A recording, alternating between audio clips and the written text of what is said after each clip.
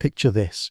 You are standing in the shadowed corridors of the Alcázar of Madrid on a suffocating summer morning in 1665 AD. The air hangs thick with incense and the metallic scent of blood-soaked rags. Through the heavy oak doors, you hear the laboured breathing of a woman in the throes of childbirth. But this is no ordinary birth. This is the culmination of nearly 2 centuries of calculated genetic catastrophe, a moment when the Habsburg dynasty's obsession with bloodline purity would finally manifest in flesh and bone. The woman crying out behind those doors is Queen Mariana of Austria, niece and wife to King Philip IV of Spain. Yes, you heard correctly, niece and wife. The man pacing the marble floors outside is not just her husband and king, but her uncle, 30 years her senior. The child struggling to enter this world will be Charles II of Spain, and his very existence will embody the monstrous consequences of royal inbreeding taken to its logical, horrifying conclusion. You can smell the fear seeping from the walls like dampness. The courtiers whisper in hushed tones, their silk slippers barely making a sound as they shuffle nervously. They know, as does everyone in the palace, that the Spanish Habsburg line teeters on the edge of extinction. The previous heirs, Philip Prospero and Maria Teresa, had died young, their bodies too weak to sustain life. Now, as the Queen's screams echo through the halls, the fate of an empire hangs in the balance. But the real horror isn't just in this moment, it's in the century and a half of deliberate choices that led to it. Each marriage arrangement, each political alliance sealed with blood relations, each decision to marry cousin to cousin, uncle to niece, has been a step toward this inevitable catastrophe. The Habsburgs didn't stumble into genetic disaster, they orchestrated it with the precision of a funeral march. Before diving into these forgotten stories of survival and suffering, if you enjoy learning about the hidden truths of history, consider hitting that like button and subscribing for more content like this. And please comment below to let me know where you're listening from. I find it incredible that we're exploring these ancient stories together from different parts of the world, connected across time and space by our shared curiosity about the past. The story of Charles II begins not with his birth, but with his ancestry, a family tree so tangled it resembles a spider's web more than branches reaching toward the sun. To understand the magnitude of what happened in that Madrid palace, we must first journey back to the origins of Habsburg power and trace the methodical destruction of human genetics that would span generations. The Habsburg dynasty rose to prominence in the 13th century AD, but their true genetic experiment began in earnest with Emperor Maximilian I in the late 1400s. Maximilian understood something that would become the family motto, Bella gerant alii tu Felix Austria nuba. Let others wage war, you, happy Austria, marry. Marriage wasn't about love or even political alliance in the traditional sense. It was about accumulating power through bloodlines while keeping that power contained within the family circle. The strategy worked brilliantly at first. Through a series of carefully orchestrated marriages, the Habsburgs came to control vast territories across Europe. By the time Charles V inherited the throne in 1519 AD, the Habsburg Empire stretched from Spain to Austria, from the Netherlands to Naples. The sun, quite literally, never set on Habsburg domains, but even as their political power reached its zenith, the genetic foundation was already cracking. Charles V himself was the product of first-cousin marriage. His parents, Philip I of Castile and Joanna of Castile, shared grandparents. When Charles V abdicated in 1556 AD, he divided his massive empire between his son Philip II, who would rule Spain, and his brother Ferdinand I, who would rule Austria. This division would prove crucial to our story, because it created 2 separate but intertwined Habsburg lines that would spend the next century systematically intermarrying. Philip II of Spain became the architect of the dynasty's genetic doom. Married 4 times, he understood that to maintain Habsburg dominance, he must marry within the family. His first wife, Maria Manuela of Portugal, was his first cousin. When she died in childbirth, he married Mary I of England, a political alliance that briefly made him King of England. After Mary's death, he married Elizabeth of Valois, a French princess, but this was a rare departure from family tradition. His 4th and final marriage, however, set the template for disaster. In 1570 AD, at age 43, Philip II married his 20-year-old niece Anna of Austria. Anna was the daughter of Philip's brother-in-law, Emperor Maximilian II, making her not just his niece but also his first cousin once removed. Their union produced the future Philip III, born in 1578 AD, and it was this child who would carry the genetic burden forward into the next generation. The mathematics of inbreeding are as precise as they are terrifying. Each time close relatives reproduce, the coefficient of inbreeding increases exponentially. Normal human populations have an inbreeding coefficient near 0, First cousins who marry have a coefficient of 0.0625, meaning their children are 6.25% more likely to inherit identical copies of harmful recessive genes. But the Habsburgs weren't content with single-generation inbreeding. They practiced it systematically across multiple generations. Philip III, born from the union of uncle and niece, inherited a coefficient of inbreeding already elevated beyond safe levels. When it came time for him to marry, the family doubled down on their genetic gamble. In 1599 AD, Philip III married Margaret of Austria, who was not only his first cousin but also his sister-in-law's sister. The mathematical complexity of their relationship defies simple description. They were related through multiple lines of descent, amplifying the genetic risks with each shared ancestor. Their son Philip IV, born in 1605 AD, entered the world with an inbreeding coefficient that would have been alarming in any other family. But for the Habsburgs, it was simply the cost of maintaining power. Philip IV's jaw already showed the telltale signs of the Habsburg lip, a protruding lower mandible that made eating and speaking difficult. His mental capacity, while not severely compromised, showed the subtle signs of cognitive decline that would become more pronounced in future generations. The Habsburg lip, or mandibular prognathism, serves as a visible marker of the family's genetic deterioration.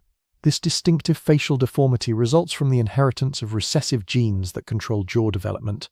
In normal populations, these genes are masked by dominant alleles, but in highly inbred families, the recessive traits express themselves with increasing frequency and severity. Contemporary portraits of Habsburg rulers show the gradual progression of this deformity. Early Habsburg emperors like Maximilian I show mild signs of the protruding jaw. By the time of Charles V, the deformity is clearly visible, but not yet debilitating. Philip II's portraits reveal a more pronounced version, and Philip III's jaw projects noticeably forward. But these were merely previews of the genetic catastrophe that awaited in the next generation.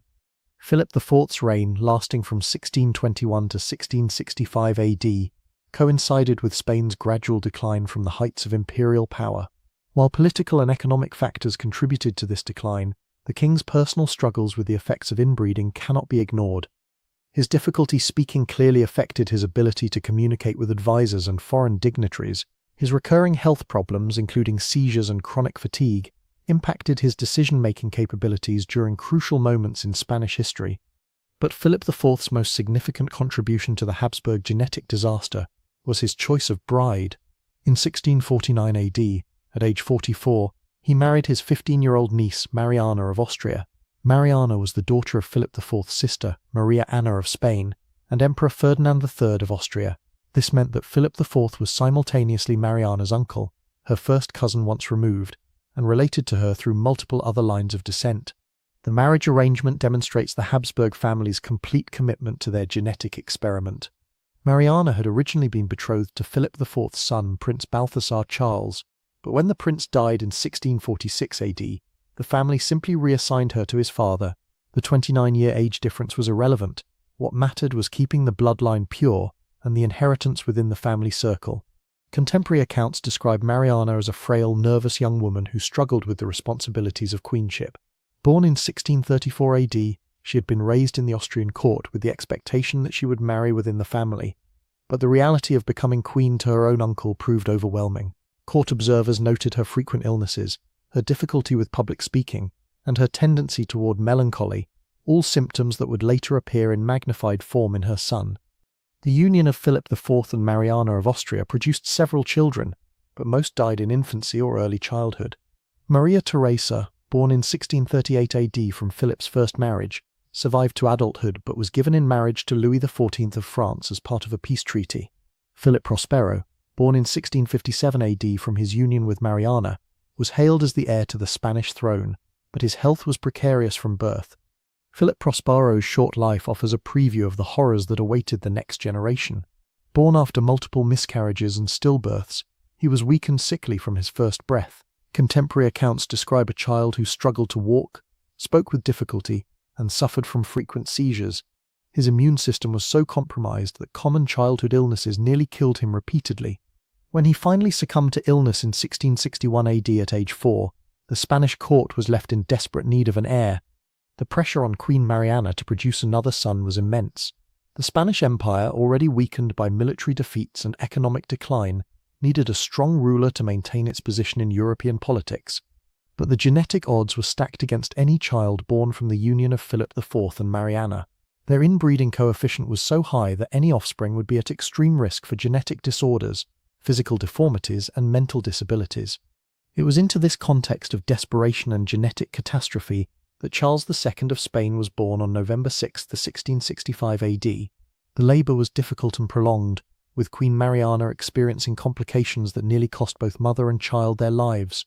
When the infant finally emerged, the attending physicians and midwives immediately recognised that something was terribly wrong. Charles II's appearance at birth was shocking even by Habsburg standards. His head was disproportionately large, his limbs were weak and underdeveloped, and his facial features were severely distorted. The Habsburg lip, which had been gradually worsening across generations, reached its most extreme form in Charles II. His lower jaw protruded so far forward that his teeth couldn't meet properly, making it impossible for him to chew solid food effectively. But the physical deformities were only the beginning of Charles II's suffering. His mental development was severely delayed, and he didn't speak his first words until age 4. Even then, his speech was nearly unintelligible due to his jaw deformity and apparent cognitive impairment. He couldn't walk without assistance until age 8, and his motor skills remained severely compromised throughout his life. The court physicians, trained in the medical understanding of the 17th century, had no comprehension of genetics or the scientific basis for Charles II's condition. They attributed his problems to supernatural causes, political curses, or divine punishment. Some blamed his mother's diet during pregnancy, others suggested that evil spirits had possessed the child. The most common explanation was that God was punishing the Spanish royal family for their sins. The reality was far more mundane but equally terrifying. Charles II was the inevitable result of nearly 2 centuries of systematic inbreeding. Modern genetic analysis of the Habsburg family tree reveals that Charles II had an inbreeding coefficient of 0.254, higher than that of children born to sibling parents. In genetic terms, he was more inbred than if his parents had been brother and sister. This extreme level of inbreeding meant that Charles II inherited identical copies of recessive genes from both parents at an unprecedented rate. Every harmful mutation that had accumulated in the Habsburg bloodline over the centuries was expressed in his tortured body. He suffered from what modern medicine would recognize as multiple genetic disorders, including mandibular prognathism, mental retardation, epilepsy, and various metabolic disorders. The Spanish court struggled to maintain the fiction that Charles II was a normal, healthy heir to the throne. Official portraits were carefully composed to minimize his deformities, and court ceremonies were choreographed to hide his physical and mental limitations. Foreign ambassadors were coached on how to interact with the king in ways that wouldn't embarrass the royal family or reveal the extent of his disabilities. But whispers spread throughout European courts about the Mad King of Spain.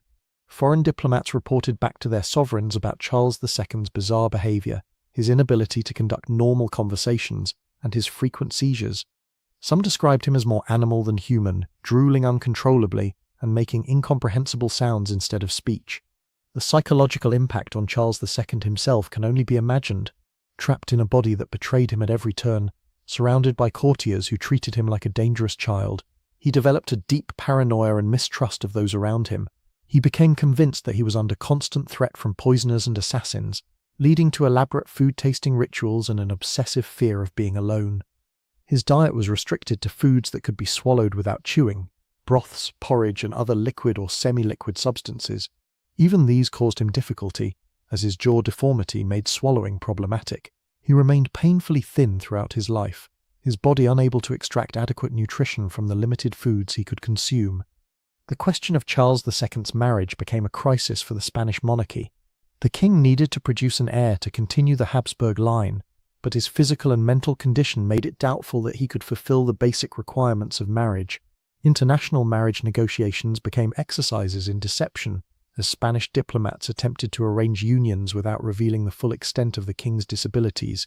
In 1679 AD, when Charles II was 14 years old, he was married to Marie-Louise of Orléans, a French princess and niece of Louis XIV. Marie-Louise was young, beautiful, and healthy, everything that Charles II was not. The marriage was intended to strengthen the alliance between France and Spain, but it was doomed from the beginning. Contemporary accounts of the wedding describe a bizarre ceremony where the teenage bride appeared terrified of her husband, while Charles II seemed barely aware of what was happening. He had difficulty standing throughout the ceremony and required constant assistance from his attendants. The consummation of the marriage was delayed for months due to Charles II's physical limitations and apparent lack of understanding about marital relations. Marie-Louise's letters to her family in France provide heartbreaking insights into life married to Charles II. She described him as more dead than alive, unable to hold normal conversations or participate in court activities. She wrote about his constant drooling, his seizures, and his tendency to speak in unintelligible fragments. Most tragically, she described her growing certainty that he would never be able to father children. The marriage lasted 10 years without producing an heir. Marie-Louise's health deteriorated under the stress of her situation, and she died suddenly in 1689 AD at age 26. Many suspected poison given the political tension surrounding the Spanish succession, but modern historians believe she likely died from the psychological and physical strain of her impossible marriage. Charles II's second marriage to Maria Anna of Neuburg in 1690 AD was even more desperate. Maria Anna was a German princess, and the marriage was arranged as part of a complex web of alliances designed to prevent French domination of Europe. But like his first marriage, this union was incapable of producing the heir that Spain desperately needed. Maria Anna's accounts of life with Charles II paint an even more disturbing picture than those of his first wife. She described him as increasingly paranoid and prone to violent outbursts. He would spend hours staring at himself in mirrors, apparently fascinated by his own reflection. He developed obsessive rituals around food, clothing, and daily activities, becoming enraged if these routines were disrupted. The king's mental state continued to deteriorate throughout his 30s. He became convinced that he was under a curse and spent enormous sums on exorcists and religious ceremonies designed to break the supposed spell. He would stand for hours in front of religious relics, praying for divine intervention to cure his ailments. His devotion to Catholicism became extreme, even by the standards of the deeply religious Spanish court. Physically, Charles II aged rapidly. By his 20s, he appeared decades older than his chronological age. His hair became thin and grey, his skin took on a sickly pallor, and his already weak body grew progressively frailer. He suffered from chronic digestive problems, frequent infections, and a host of other ailments that his compromised immune system couldn't fight off effectively. The Spanish Empire, meanwhile, continued its decline. Without strong leadership from the monarchy, provincial governors and military commanders struggled to maintain order. Economic problems mounted as trade routes shifted and colonial revenues declined. Foreign powers circled like vultures, waiting for the inevitable collapse of the Spanish Habsburg line. The War of the Spanish Succession loomed on the horizon as European powers maneuvered for position in anticipation of Charles II's death. The king's obvious inability to produce an heir meant that the Spanish throne would eventually pass to a foreign dynasty, fundamentally altering the balance of power in Europe. Charles II was acutely aware of his situation. Despite his mental limitations, he understood that he was the last of his line and that his death would trigger a continental war. This knowledge added to his psychological torment as he struggled with the weight of responsibility for an empire he was incapable of governing effectively. His court became a surreal theatre of decay, where elaborate ceremonies continued to be performed around a king who could barely participate in them. Foreign ambassadors reported bizarre scenes where Charles II would sit silently through lengthy state dinners, drooling into his food and occasionally making incomprehensible sounds. Court musicians would play complex compositions while the king stared blankly ahead, apparently unaware of the music. The Spanish nobility, caught between loyalty to their king and recognition of his unfitness to rule, developed elaborate systems of governance that functioned around Charles II rather than through him. Important decisions were made by councils and advisors, with the king's role reduced to ceremonial appearances and the symbolic authority of his presence. Religious observances became increasingly central to court life, as everyone from the king to the lowest servants sought divine intervention in their impossible situation. The royal chapel saw constant masses, prayers, and ceremonies designed to intercede for the king's health and the future of the dynasty. Charles II himself became obsessed with religious relics and spent hours in prayer, apparently hoping that faith could accomplish what medicine and politics could not. The international implications of Charles II's condition cannot be overstated. Every European power had agents in the Spanish court, reporting on the king's health and speculating about the timing of his death. Marriage negotiations, trade agreements, and military alliances all had to account for the reality that Spain was ruled by a man who might die at any moment, and who would certainly die without leaving an heir. The French court of Louis XIV watched the situation with particular interest, as they had the strongest claim to the Spanish throne through various family connections. The Austrian Habsburgs also positioned themselves as potential heirs, arguing that the Spanish territories should revert to the main Habsburg line. Other European powers formed alliances and counter-alliances in preparation for the inevitable war that would follow Charles II's death. But perhaps the most tragic aspect of Charles II's story is the human cost of the Habsburg experiment in genetic purity. Behind the political maneuvering and dynastic calculations was a man who suffered every day of his life from the consequences of his ancestors' choices. He experienced constant physical pain, social isolation, and the psychological torment of knowing that he was a disappointment to everyone around him. Contemporary accounts describe Charles II's attempts to find happiness despite his circumstances. He apparently enjoyed simple pleasures like watching court entertainments, though his participation was limited by his physical and mental condition. He showed affection for his pets, and seemed to find comfort in routine activities like prayer and meals, even though eating was a struggle for him. His relationship with his mother, Queen Mariana, was complex and troubled. She had spent his childhood desperately trying to find cures for his condition, consulting physicians, priests, and even folk healers in search of relief for her son's suffering. As he grew older, she became increasingly protective, attempting to shield him from the harsh realities of his situation while simultaneously pushing him to fulfill his royal duties. The Queen Mother's own health suffered from the stress of raising Charles II. She developed nervous disorders and chronic illnesses that court physicians attributed to the constant worry about her son's condition. Her letters to family members in Austria reveal a woman trapped between love for her child and despair over his future. The Spanish people, meanwhile, remained largely unaware of the full extent of their king's disabilities. Official proclamations and public ceremonies were carefully managed to maintain the fiction of royal competence. When Charles II appeared in public, it was only for brief, highly choreographed events where his limitations could be hidden or explained away. But rumours spread throughout Spanish society about the cursed king. Folk tales developed about his condition, with explanations ranging from supernatural curses to divine punishment for royal sins. Some stories claimed that he had been switched at birth with a changeling, while others suggested that he was the victim of witchcraft or poison. The economic impact of Charles II's reign was devastating for Spain. The lack of strong central leadership allowed corruption to flourish throughout the government. Trade policies were inconsistent and often contradictory, as different advisors pushed competing agendas without clear direction from the throne. Colonial administration suffered as governors realized that they were unlikely to face consequences for their actions. The Spanish military, once the most formidable force in Europe, declined precipitously during Charles II's reign. Without a warrior king to lead them, Spanish armies lost battle after battle to better organized French, Dutch, and English forces. The loss of military prestige further weakened Spain's position in European politics and contributed to the empire's economic decline. Religious institutions, ironically, thrived during Charles II's reign. The king's obsession with spiritual matters led to increased funding for churches, monasteries, and religious ceremonies. The Spanish Inquisition, always a powerful force in Spanish society, gained additional influence as the royal court became increasingly focused on religious explanations for the king's condition.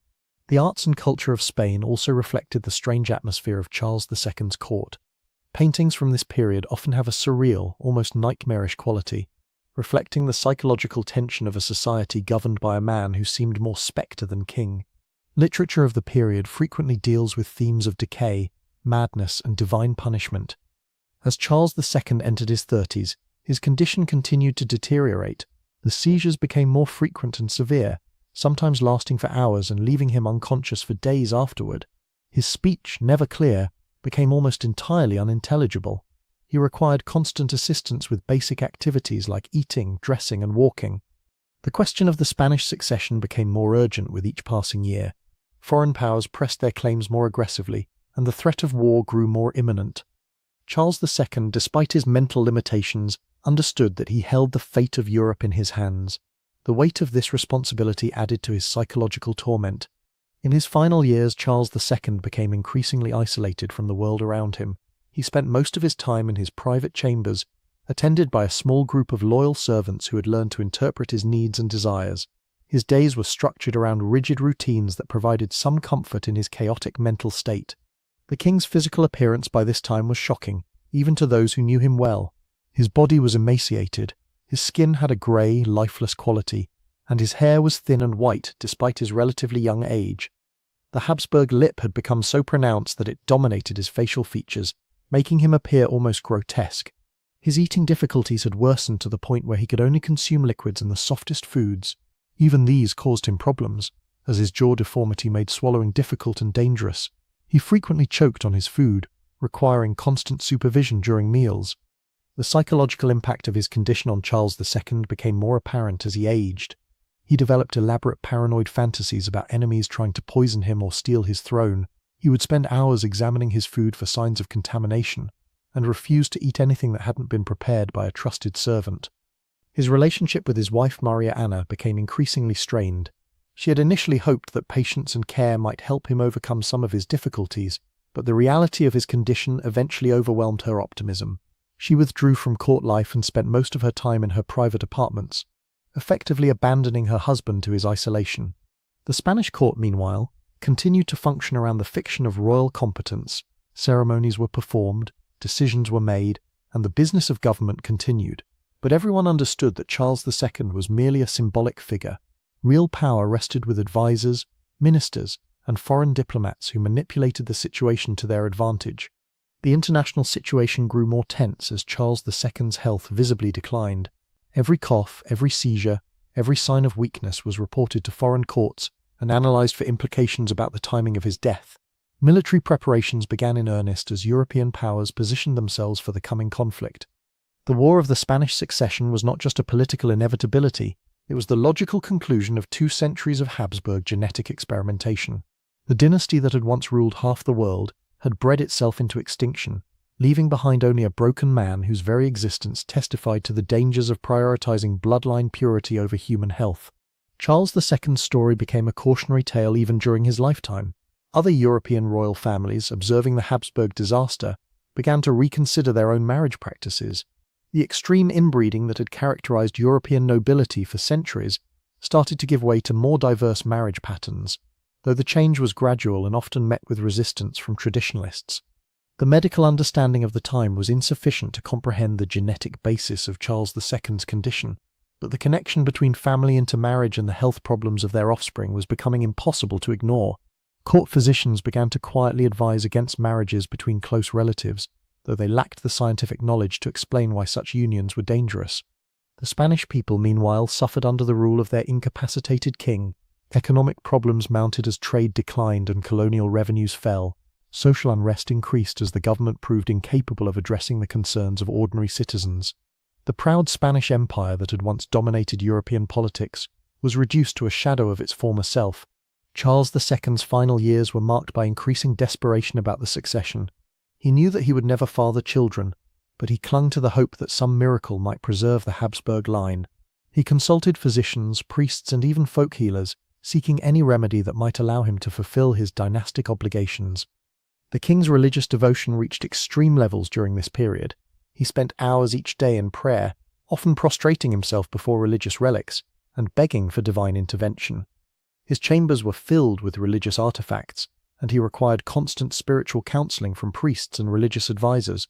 His mental state became increasingly fragile as the reality of his situation pressed upon him. He suffered from severe depression, anxiety, and paranoid delusions. He would sometimes refuse to leave his chambers for days at a time, convinced that enemies were waiting to harm him.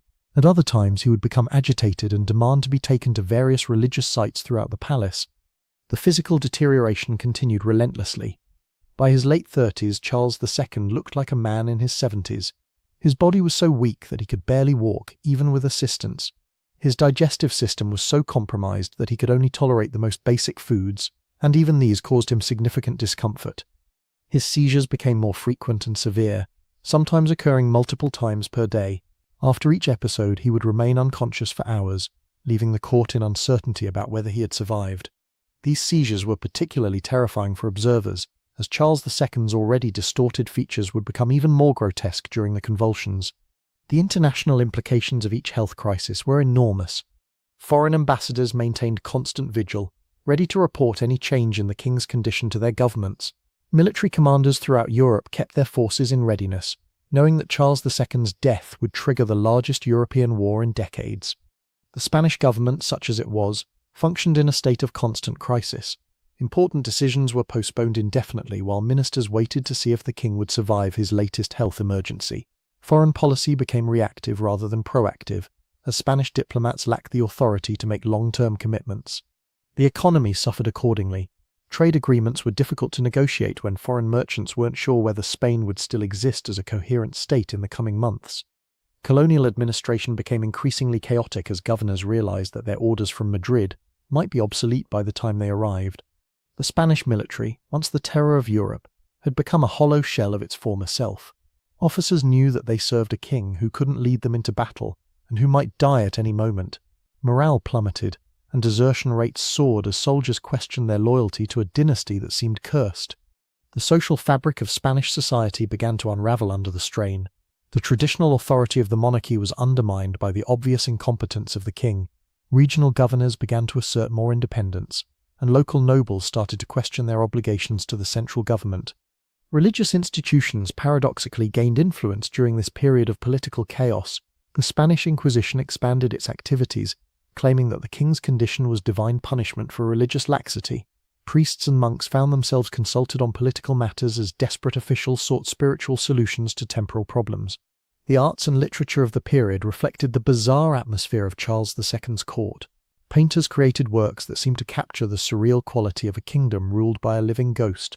Writers produced stories and poems that dealt with themes of madness, decay, and divine judgment, often using thinly veiled references to the royal family. Charles II himself became increasingly aware of his role as a symbol of dynastic failure.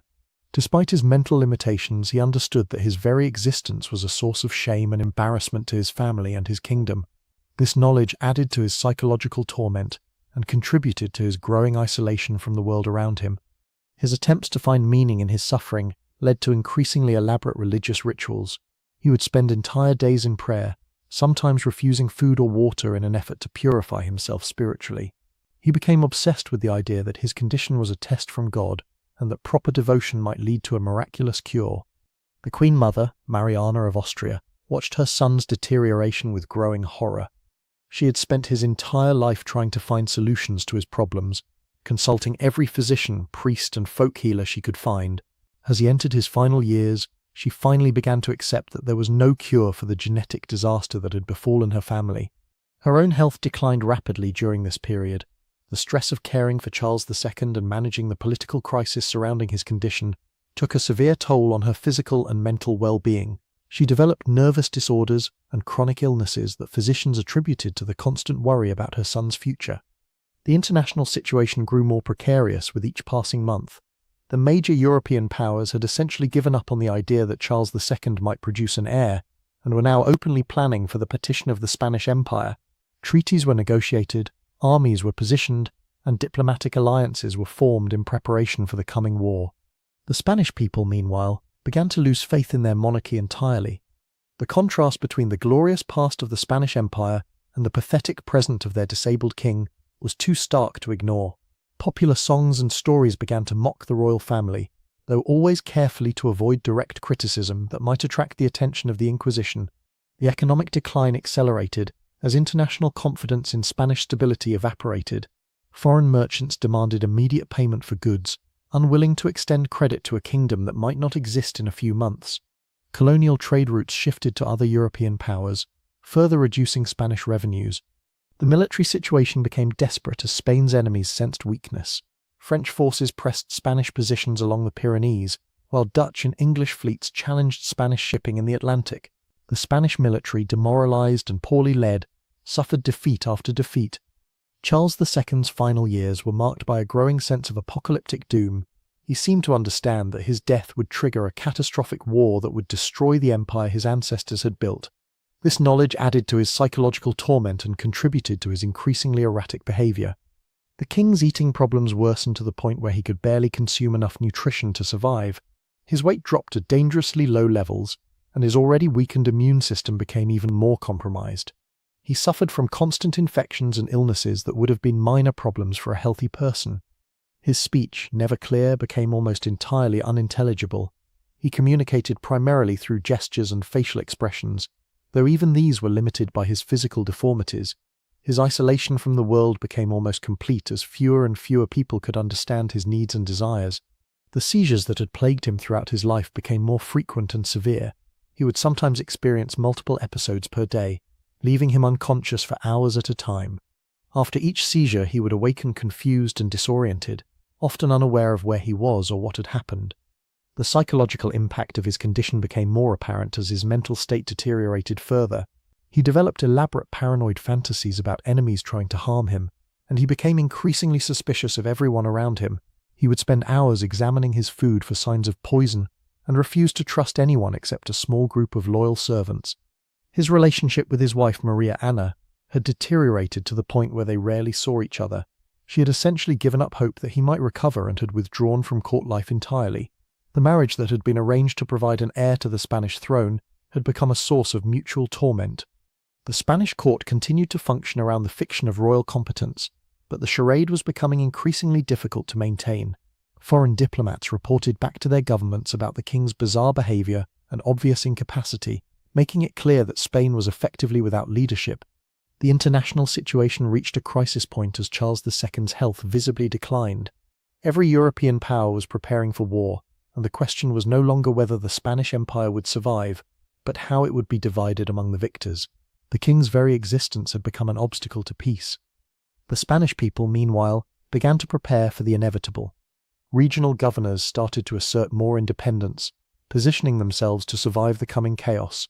Local nobles began to question their loyalty to a dynasty that seemed doomed. The social fabric of Spanish society was unraveling as the center of power collapsed.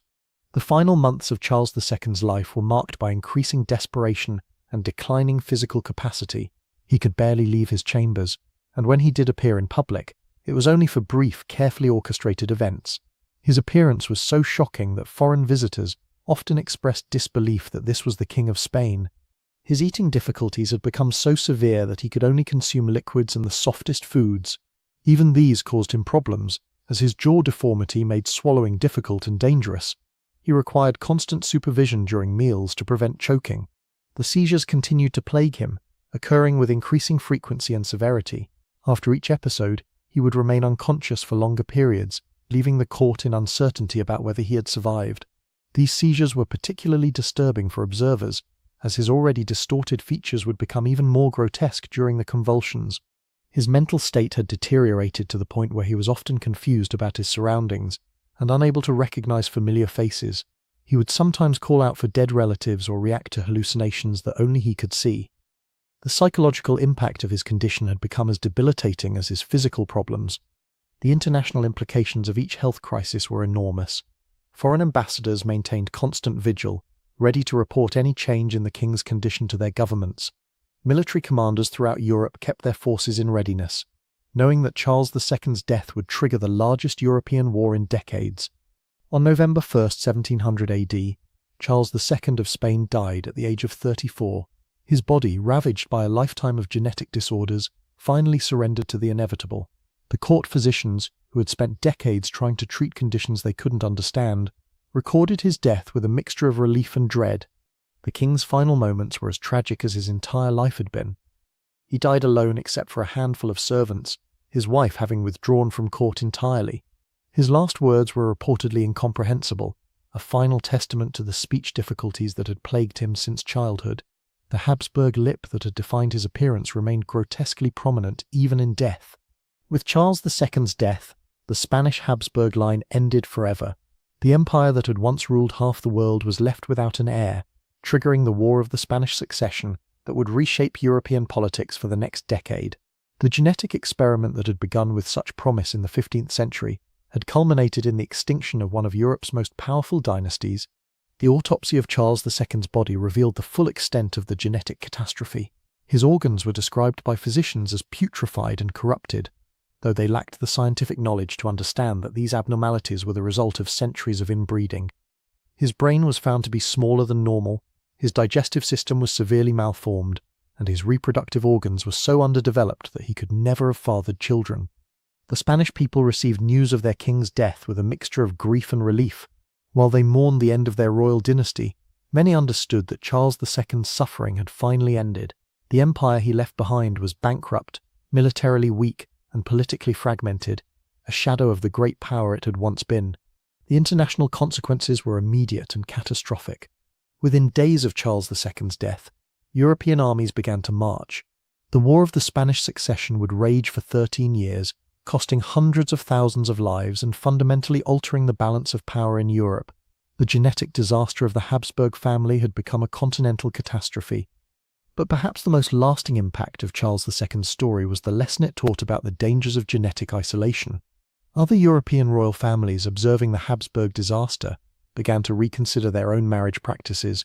The extreme inbreeding that had characterized European nobility for centuries started to give way to more diverse patterns, though the change was gradual and often met with resistance. The story of Charles II became a cautionary tale that echoed through the centuries.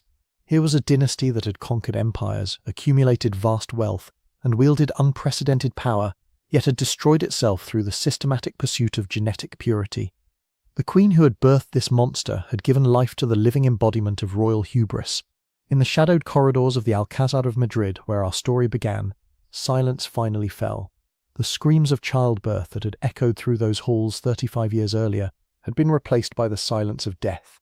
The genetic experiment that had begun with such confidence had ended in failure, leaving behind only the memory of a broken man, whose very existence testified to the horror of what happens when bloodline purity becomes more important than human health. The Habsburg lip disappeared from European royal courts, but the lesson remained. Some victories come at a price too terrible to pay, and some monsters are born not from evil, but from the calculated choices of those who believed they could improve upon nature itself. In the end, the queen who birthed a monster had only given birth to the inevitable conclusion of her family's genetic gamble, a gamble that cost them everything.